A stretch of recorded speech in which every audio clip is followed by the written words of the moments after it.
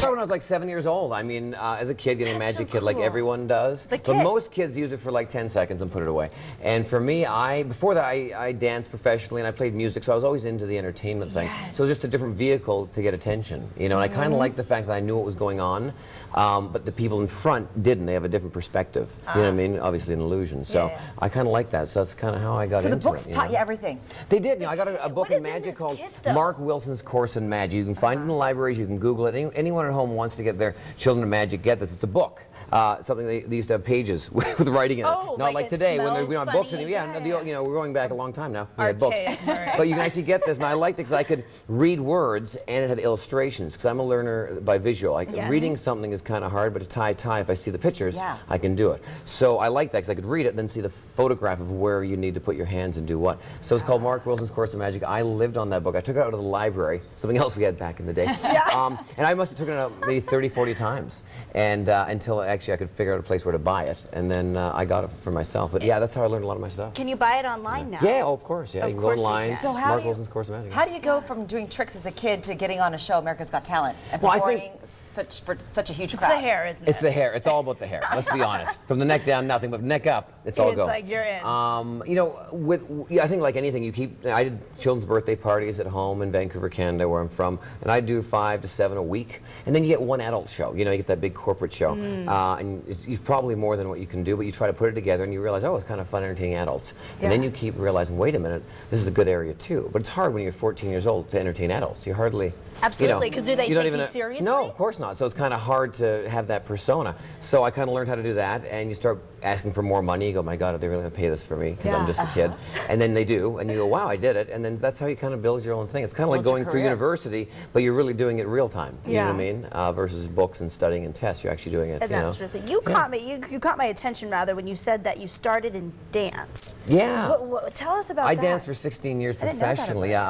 Ukrainian dancing, break dancing. Breakdancing was really in, obviously, in the 80s with Michael Jackson, the Thriller, and the zipper jackets and all that. And I Ukrainian dances. My background's Ukraine and Scottish. So the big split leaps and all that stuff. But I trained, the coolest thing is I trained ballet for 16 years.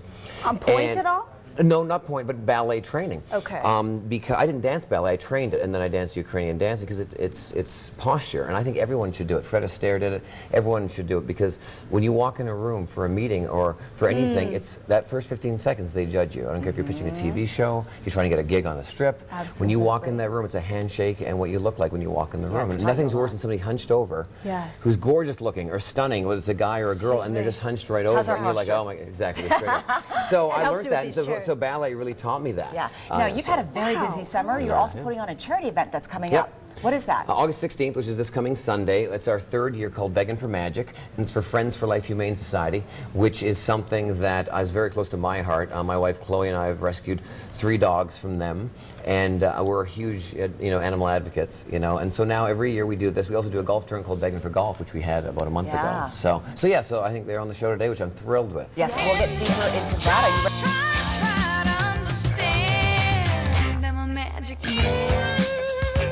Welcome back to Valley View Live. Celebrity magician Murray has teamed up with Friends for Life Humane Society for a charitable magic show. Here with all the details, Ron Waters and Robert Schrader from Friends for Life. Thanks so much for being here. So appreciate it. Absolutely. Can you introduce us to your friend in the end? Yes, this is Ali Doro. We call him Al. He's about 6 years old. Absolutely wonderful dog. Got personality like you wouldn't believe.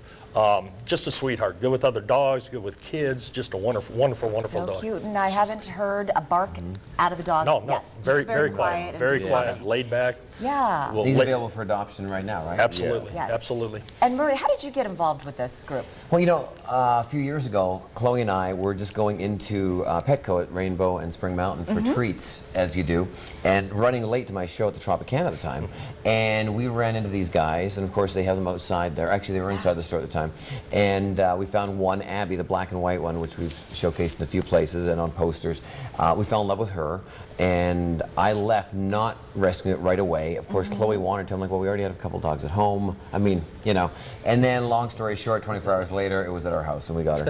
And then I got to meet the guys because I was really curious because they're really hands-on, and there's a lot of love that they give to these animals. Not just it's just not just a job for them; it's a lifestyle. And so I asked them. I said, "What do you guys do for like, how'd you end up here? Like, right now, what's the story? So they gave me their whole story, and I found it very interesting. They used to be homeless, so I love that the homeless was helping the homeless. And I thought, man, that's really great. And I said, you know, I kind of went away with Chloe, and I said, yeah, I want to do something for them. Yeah. And I said, let's do a show and donate all the money to their, you know, organizations. Now, Ron, you've been with the group since the beginning. Tell us Yes, about ma'am. your mission and what you're trying to do. Oh, God. What we do is we actually go into kill shelters, which there are lots of them. And we rescue the animals out of there. We kind of get a lot of the ones that are kind of the looked over, so to say, animals. You know, we get them home, we get them all fixed up, we get all their shots done, we spay and neuter them, we microchip them, we socialize them, we interact them with other animals, we have a little private dog park of our own, we run them around together. And then we go into Petco, Rainbow and Spring Mountain. We're actually located out of Pahrump is where our facility is. And we go into Petco at Rainbow and Spring Mountain every weekend and try to find them new homes. So you're there, rain or shine, Oh, 100-degree weather, it doesn't matter. It doesn't matter. You're there. Yep. Now, Robert, can you tell us about your facility in Pahrump?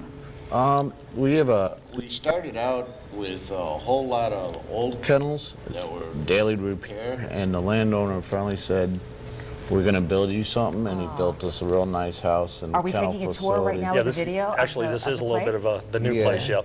Oh, that's fantastic. And obviously you rely on donations and fundraisers and Absolutely. community support. That's where Murray really came in to help us a lot. He's great with that, isn't oh, he? he's wonderful. He knows everybody. Absolutely wonderful. Yes. Absolutely. This Well, it's is nice to give back when you can, Yes. you know, because you go to red carpet so often for charities, and you go, oh, I support them. Well, no, you do, but you don't, you know, and I realize when you really make an effort and drive money to a source, now you're really helping. Yeah. Showing up on a red carpet for a photograph is lovely, but when you can, I thought, you know, I do that a lot, but I don't really do a hands-on thing. Yeah. So, you know, And fun. Murray, we have some video of your dog You swimming. do. Oh, yeah.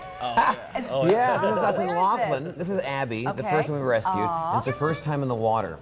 And we'd had her for a year and a half. Me and Chloe go up there for a couple of days every year and just take a boat on the river. And this is her first time swimming to Chloe, who's on the shore. Is that, are you sure that's you? I don't recognize Yeah, I know, right? I that. got a hat on and everything. I know. No shirt on. Look at me. Matted I was, down. see, I was breastfeeding the water, and I was, you know.